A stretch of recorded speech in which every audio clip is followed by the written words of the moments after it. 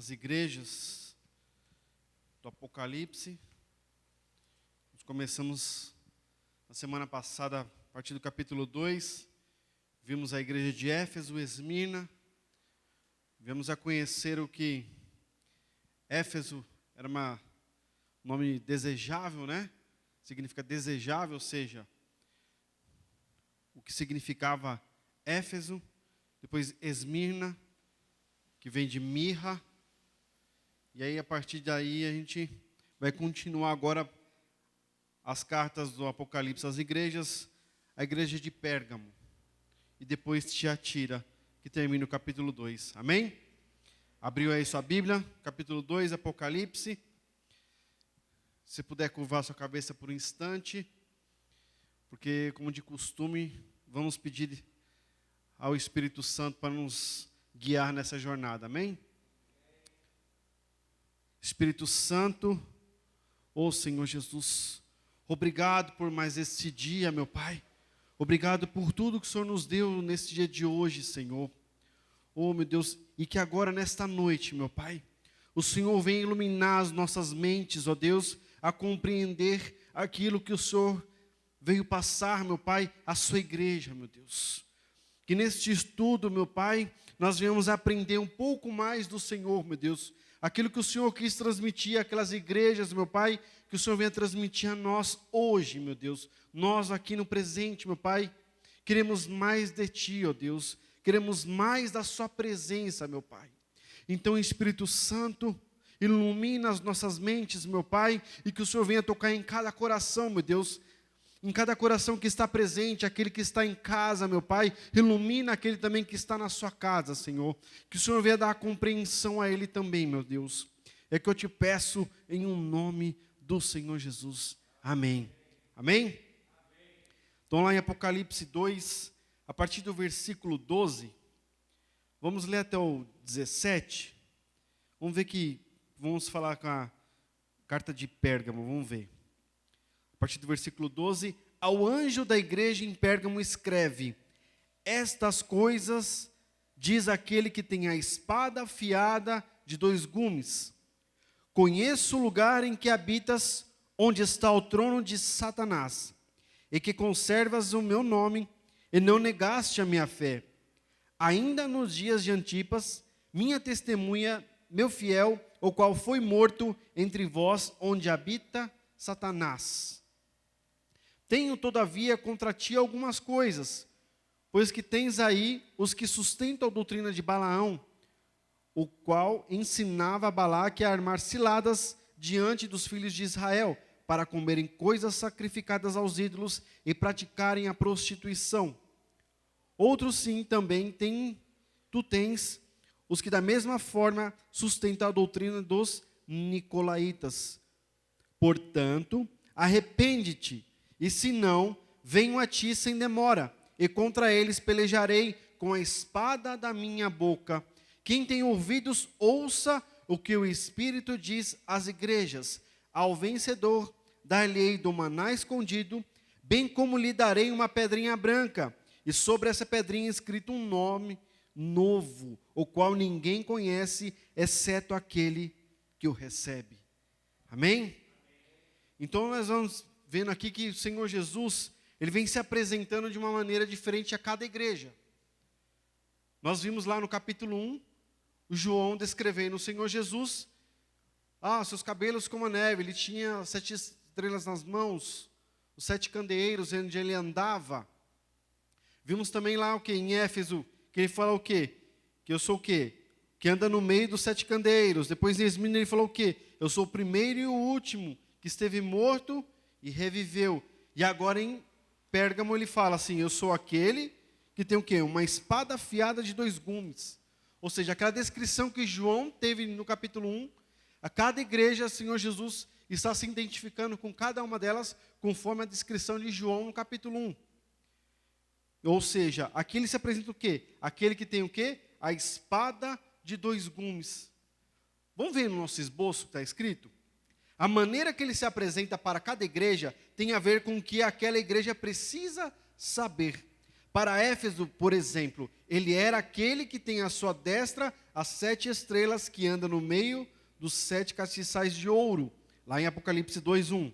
Destacando o quê? A sua autoridade no meio daquela igreja que havia abandonado o quê? O primeiro amor. Para Esmirna ele era o primeiro e o último que foi morto e reviveu, em Apocalipse 2:8, confortando o quê? Os que estavam sendo duramente perseguidos e enfrentando a morte por causa da fé. E qual a mensagem que o Senhor pretende dar a Pérgamo ao se apresentar como aquele que tem a espada aguda de 2 fios? Aqui o que? Nós vamos ver aqui 2 coisas para o quê? Para a gente refletir. Vamos acompanhar aí? Primeira coisa para a gente refletir aqui sobre como o Senhor Jesus se apresentou a Pérgamo. Pérgamo era o quê? Era um forte centro político e religioso, capital da província romana da Ásia Menor, onde se praticava a famosa lei da espada, ou seja, o poder que o imperador tinha de condenar qualquer pessoa à morte sem nenhum julgamento prévio. E aí o Senhor Jesus ele faz o quê? Uma referência à sua autoridade, como sendo superior à autoridade do imperador. Porque o imperador tinha uma lei que era assim, lei da espada, ou seja, não precisava de julgamento prévio nenhum. Quem ele quisesse matar, ele matava, porque ele tinha autoridade. Aí o Senhor Jesus vem, aquele que tem espada de 2 fios, ou seja, eu tenho mais autoridade que esse imperador. Ou seja, ele deixa claro aos cristãos de Pérgamo que ele deveria temer quem? Ao Senhor Jesus e não à espada humana. Eles deveriam temer muito mais a Deus.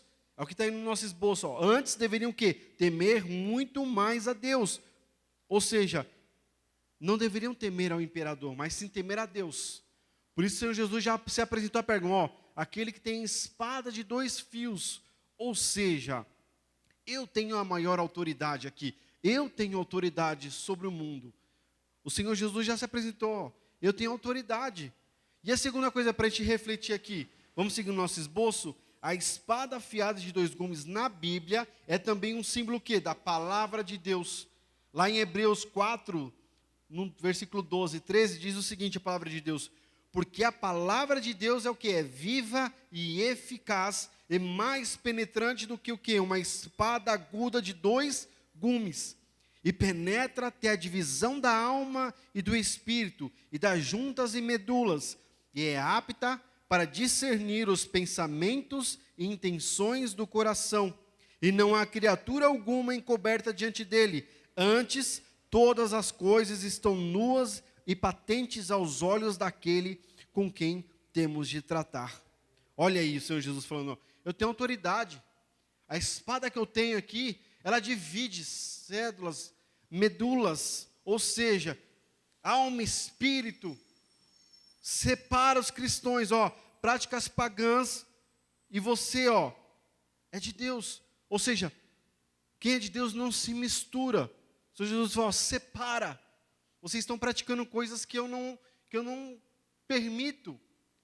Que nós vemos lá, doutrina de Balaão, Nicolaítas, estavam permitindo uma coisa que o Senhor Jesus não se agradava. O Senhor Jesus falou, a minha espada ela divide, ela separa você daquilo que não é permitido por mim, aquilo que não agrada a Deus, ele separa você. Vamos ver mais um pouquinho sobre Pérgamo aí? Pérgamo era o quê? Um palco de culto ao imperador. Além do culto a 4 principais deuses que tinha lá naquela época. Júpiter, Zeus, o chefe dos deuses na mitologia grega. Atena, deusa da guerra. Dionísio, deus do vinho. E Asclépio. Este era considerado o deus o quê? Da medicina, cujo bastão com uma serpente entrelaçada continua sendo símbolo da medicina de hoje. Ainda tem um símbolo o quê? Pagão, utilizado até os dias de hoje, que era sobre esse Deus aí.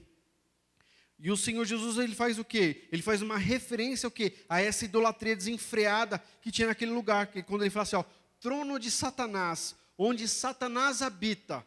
Aí ele fala assim, eu tenho a espada de 2 gumes, eu separo.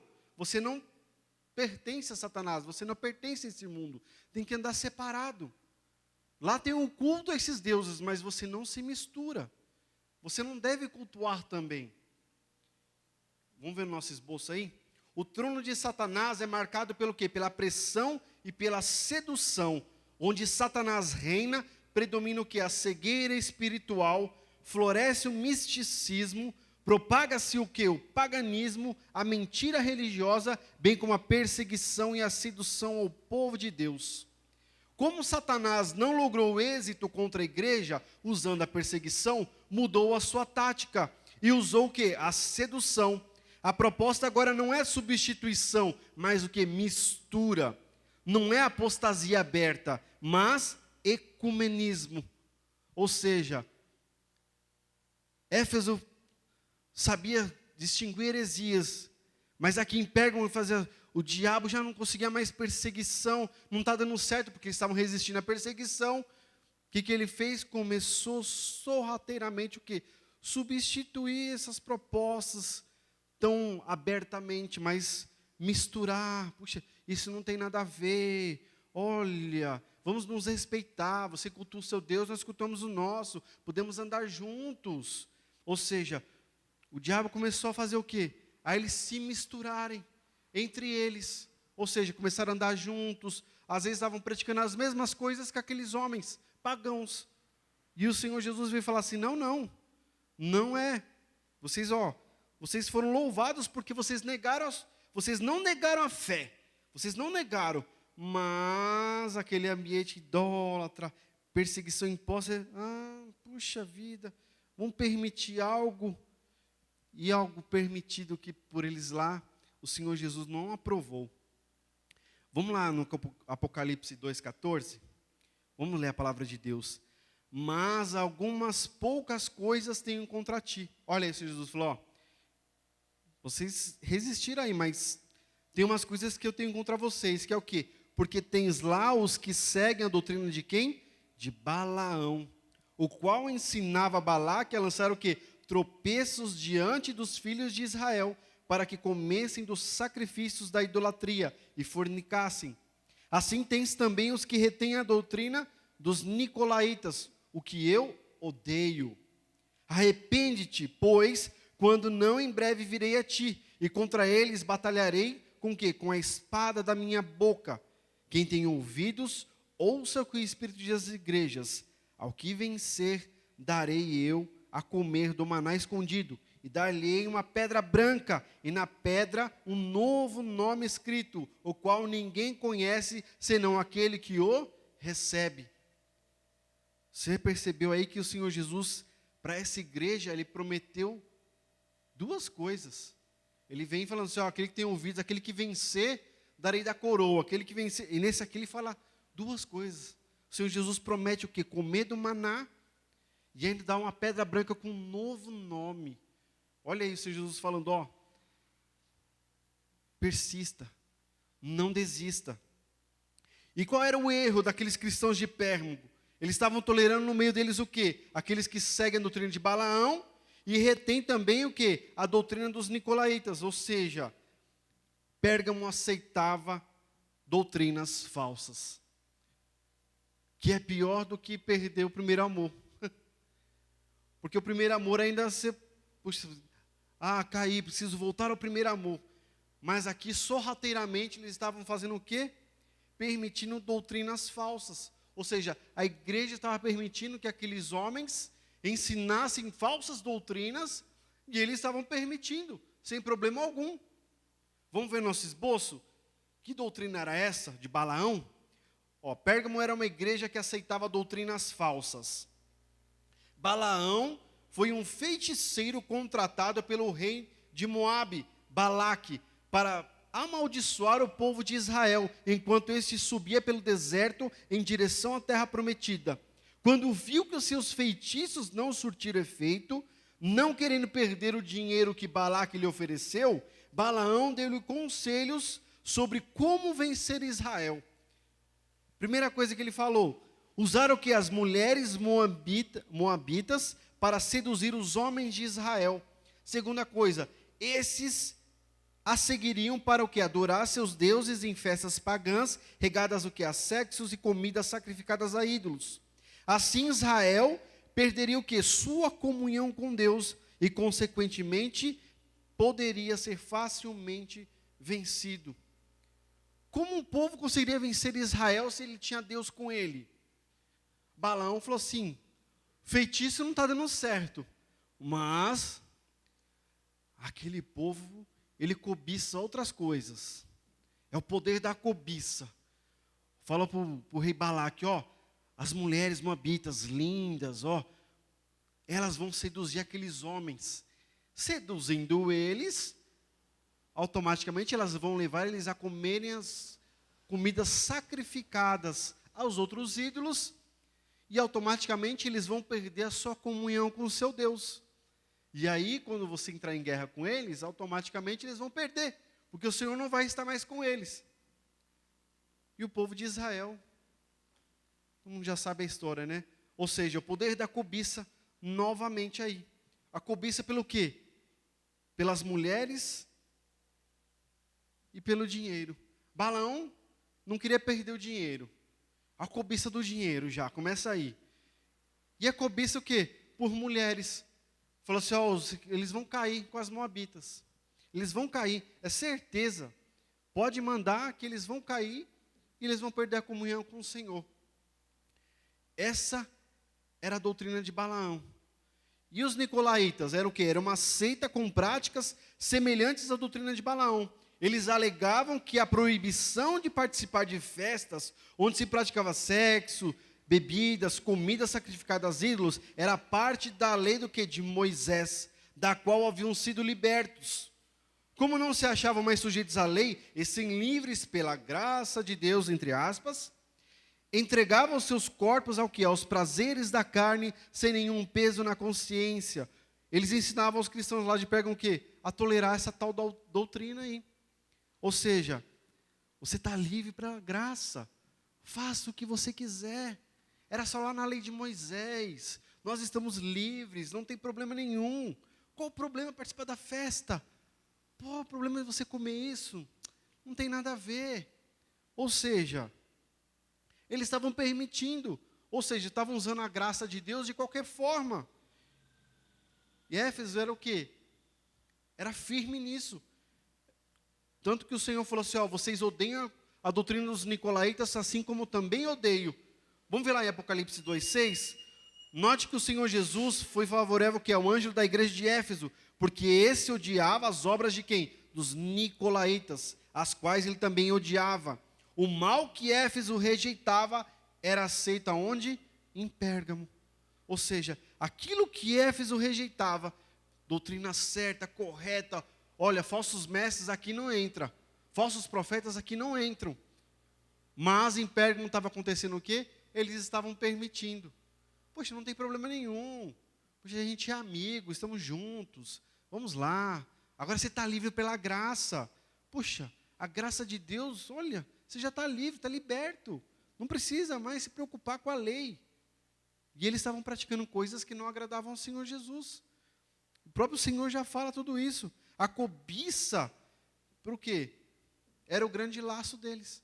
O laço de Satanás que estava trazendo eles para isso é o quê? Era a cobiça. Cobiça por quê? Por dinheiro, sexo, poder, fama, que a gente encontra muito hoje.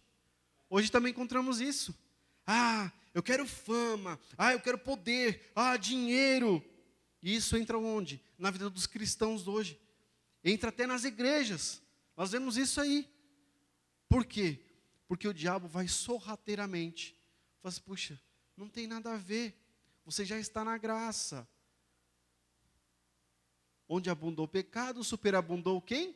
A graça. Ou seja, quanto mais você pecar, mais graça você vai ter. Nós já aprendemos o quê? Que não é bem assim. Tem que haver renúncia sua. O Senhor Jesus falou, toma a sua cruz, renuncia a si mesmo e segue-me. Ou seja, renúncia. Tem que haver sacrifício seu também. Você tem que renunciar. A graça foi dada de graça, mas ela tem um preço de se entregar ao Senhor Jesus. Você é justificado pelo Senhor Jesus, não pelas suas forças, mas não usar a graça de qualquer maneira. Não usar a graça para você poder fazer o que você quiser. Não, você é livre, mas livre em Cristo Jesus. Vamos continuar nosso esboço aí? O diabo age hoje como agiu por meio de Balaão. Já que não pode fazer o povo de Deus tropeçar por obras claramente satânicas, os seduz com doutrinas atraentes, que se misturam à fé cristã. A doutrina da graça de Deus, o livre envolvimento amoroso entre cristãos, incrédulos e a ganância são os pecados tão presentes hoje como era em Pérgamo. O alerta do Senhor Jesus é severo. Arrependam-se ou enfrentem a minha espada. Por isso que fala assim, eu sou aquele que tem a espada. Ou seja, eu tenho autoridade, mas se arrepende. A minha graça não é para isso. Não é para você viver nesse mundo de libertinagem. Não. Eu te livrei desse mundo, mas para andar nos meus caminhos, nos meus preceitos. Mas hoje em dia as pessoas falam, puxa vida, qual o problema? É a ganância, a cobiça das coisas do mundo. E o mundo não tem nada a nos oferecer. Pelo contrário, o mundo só tem a nos fazer perder a nossa comunhão com Deus. Assim como o povo de Israel aconteceu com Balaão. Foi lá, foi cobiçado pelas mulheres, perderam a sua comunhão. Vamos prosseguir nosso esboço aí? Porque o Senhor Jesus promete um prêmio àquele que vence. O prêmio do Senhor Jesus aos vencedores de Pérgamo é duplo. Aquilo que eu falei é duplo, duplo, duplo. Comerão o quê? Do maná escondido e receberão o quê? Uma pedrinha branca com um novo nome. Quem se absteve de comer dos manjares deste mundo, comerá de outro muito melhor. E quem não buscou a glória do próprio nome, receberá um novo nome dado pelo próprio Deus. Ou seja, quando você não busca a glória do seu próprio nome, mas você busca agradar ao Senhor Jesus, Ele vai te dar um novo nome. Um nome dado pelo próprio Deus. Olha aí, um novo nome que Deus vai te dar. E Ele vai te dar um manjar melhor do que esse mundo. Manjar escondido, ou seja, ninguém nunca provou aquele manjar. Mas aquele que vencer, Ele vai dar para você. Mas você tem que abandonar o que? Os manjares desse mundo. As coisas maravilhosas do mundo. Abandona os manjares do mundo. E Ele vai te dar um manjar escondido. Um manjar muito melhor. Vamos para a igreja de Tiatira? Apocalipse 2, lá no versículo 18, vamos ver o que escreve. Ao anjo da igreja em Tiatira escreve: estas coisas diz o Filho de Deus, que tem os olhos como chama de fogo e os pés semelhantes ao quê? Ao bronze polido. Olha aí, novamente o Senhor Jesus se mostrando, como João descreveu Ele aonde? Lá no capítulo 1, que nós vimos lá. Conheço as tuas obras e o teu amor, a tua fé, o teu serviço, a tua perseverança e as tuas últimas obras, mais numerosas do que as primeiras. Vamos segurar até aí?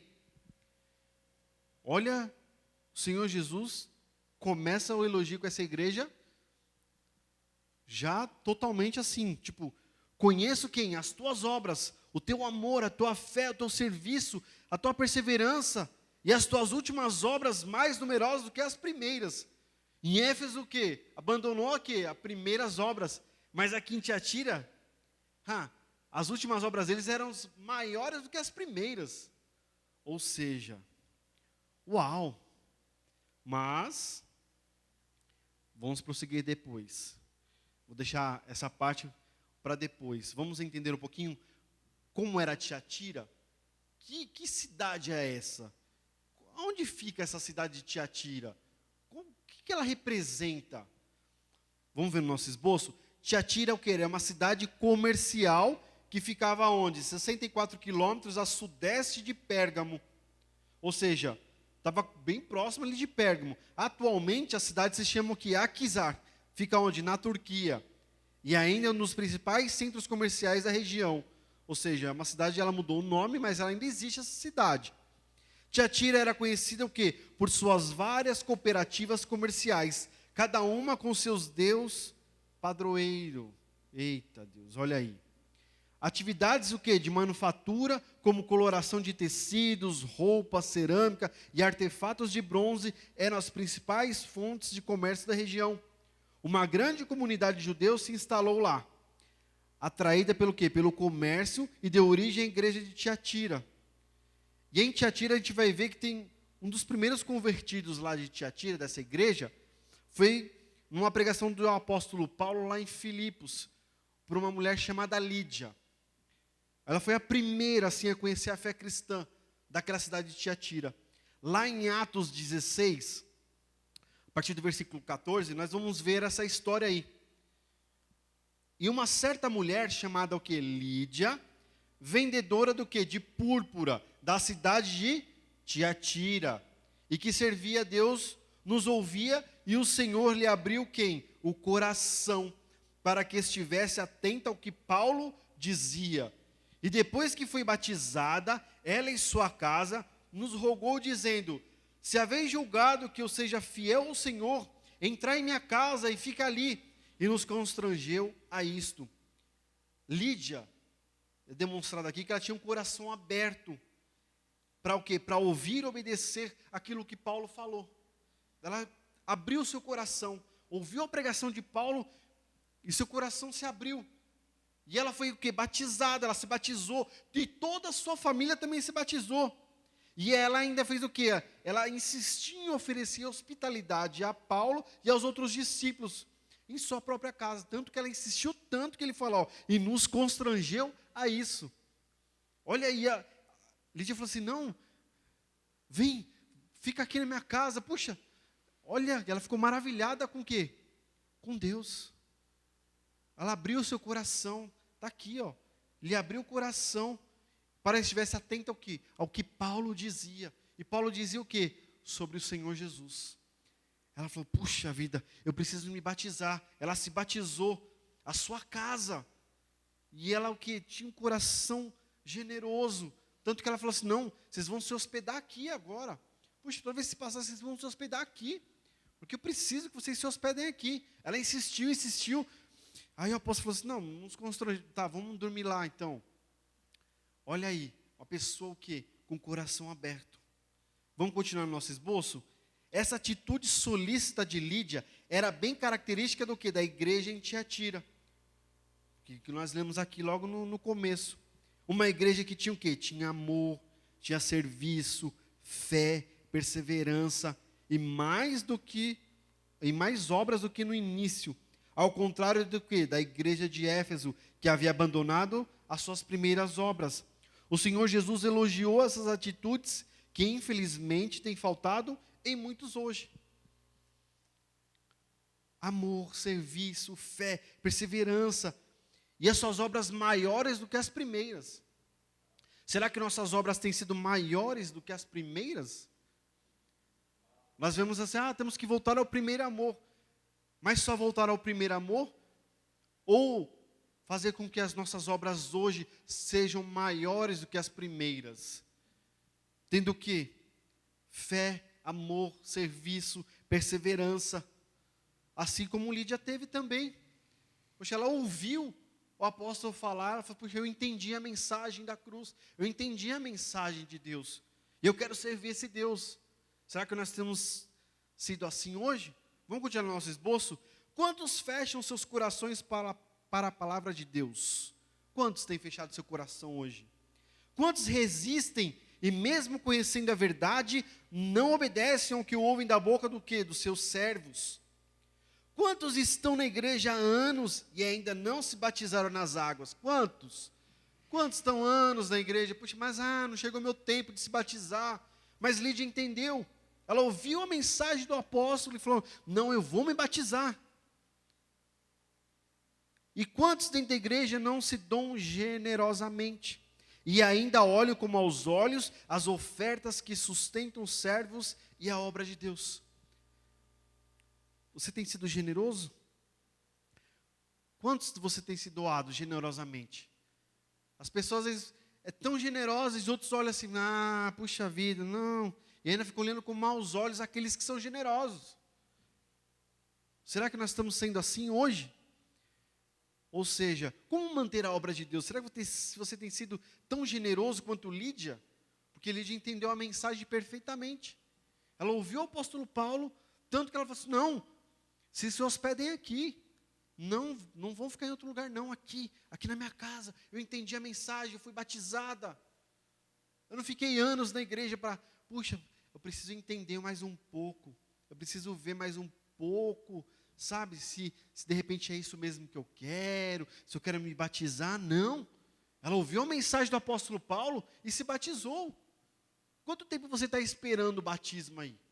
Quanto tempo você está esperando Deus falar com você para você se batizar? Ele já falou com você. Mais do que Ele está falando agora. Se batiza. É hora. É hora de você o quê? Ouvir a voz de Deus.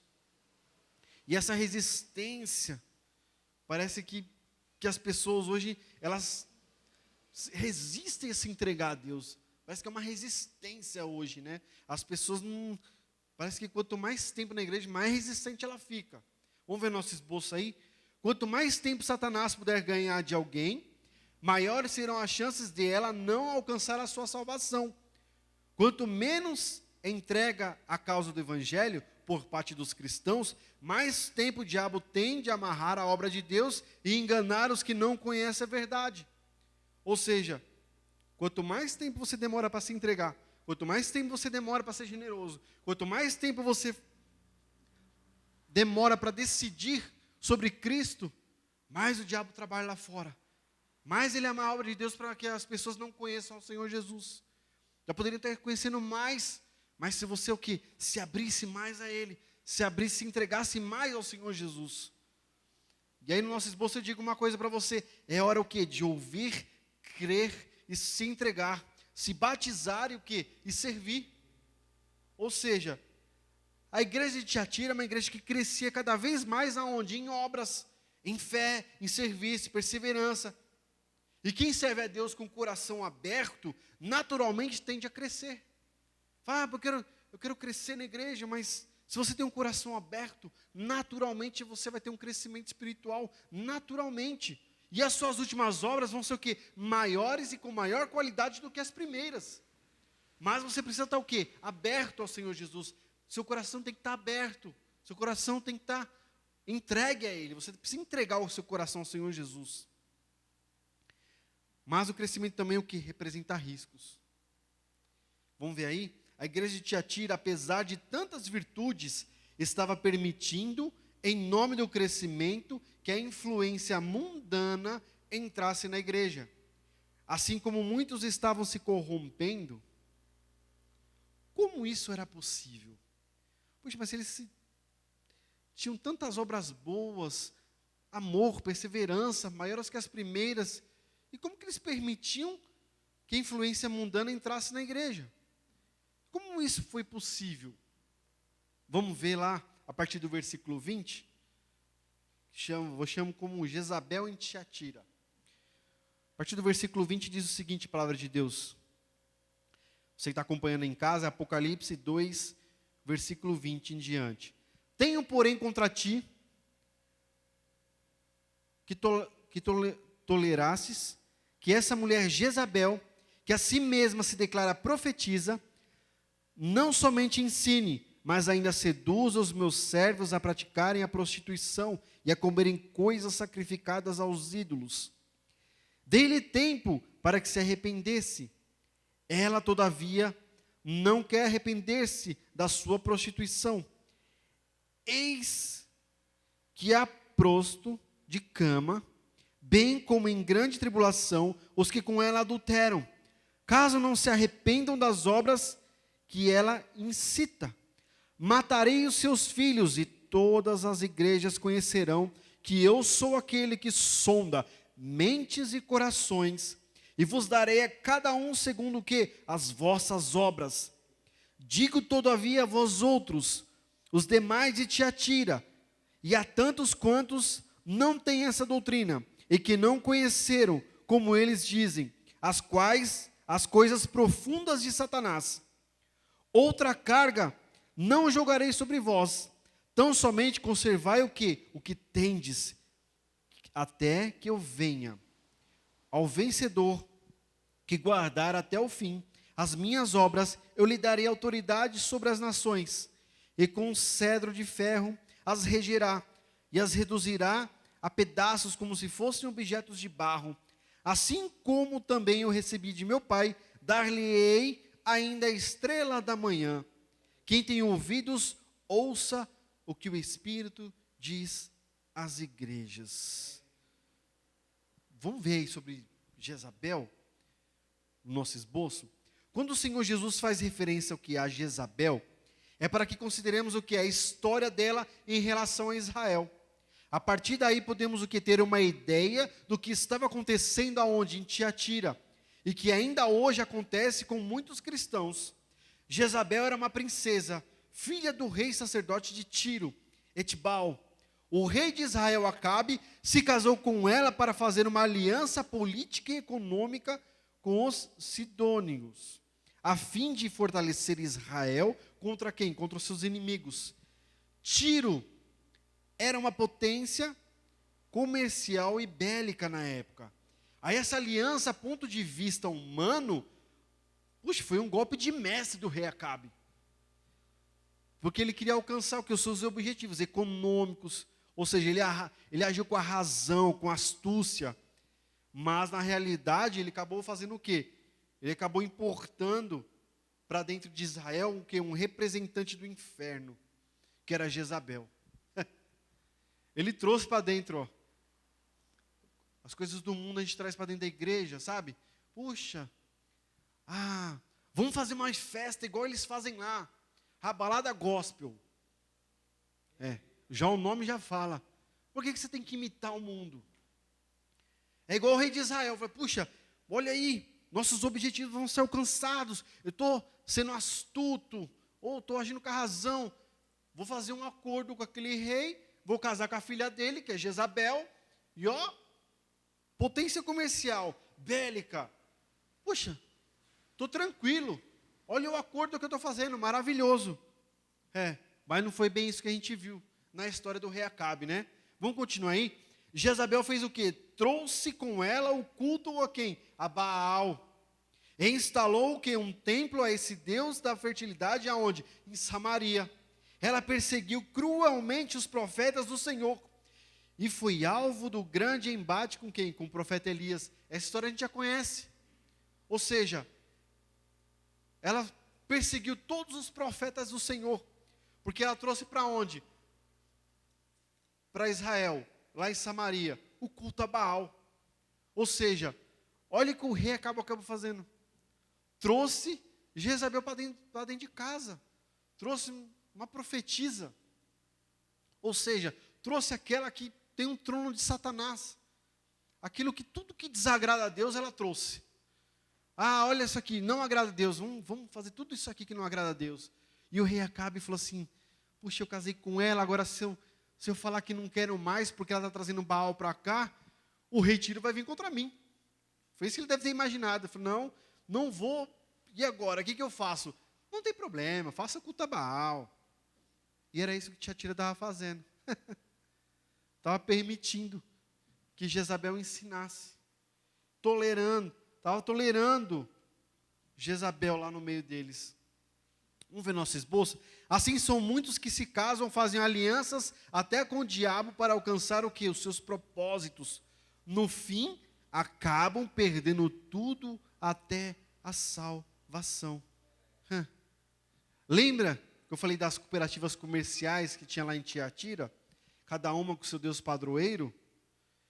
E o que estava acontecendo ali naquela igreja? Era semelhante ao que aconteceu na época de Jezabel.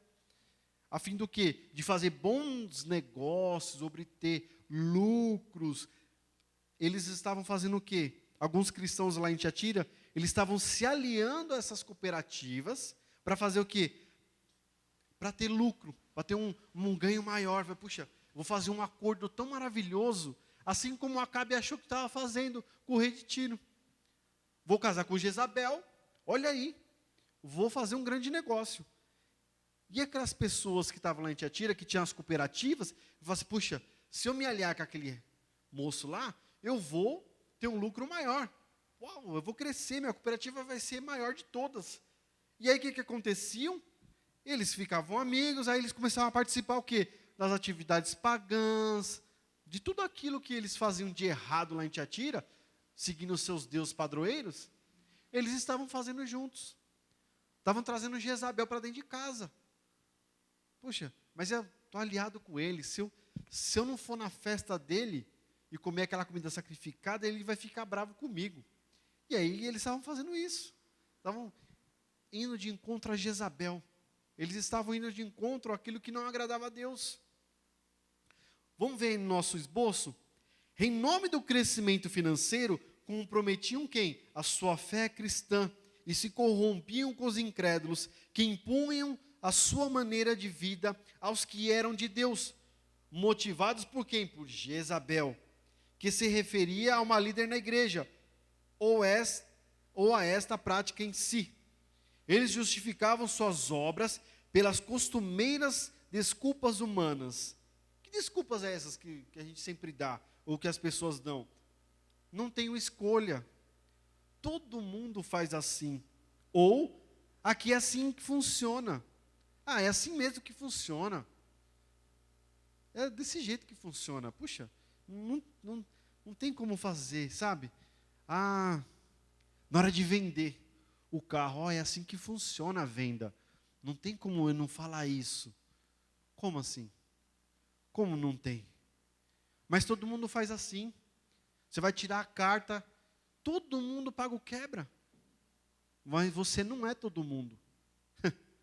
Você não é todo mundo. Você é diferente. Você não é todo mundo.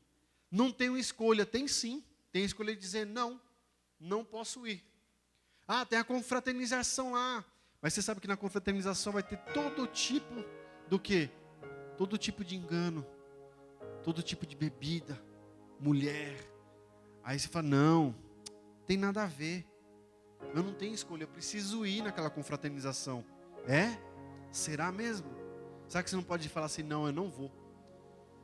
Ah, você é antissocial, amém. Amém. Mas eu vou agradar o meu Senhor Jesus. Será que você tem agradado o Senhor Jesus?